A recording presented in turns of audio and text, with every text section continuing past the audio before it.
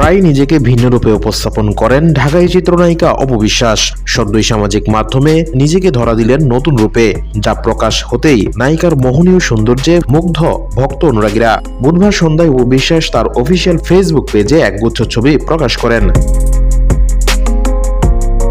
দেখা যায় সোনালী রঙের নকশাযুক্ত শাড়ি এবং মানানসই গহনায় সেজে নিজেকে মেলে ধরেছেন অপু বিশ্বাস।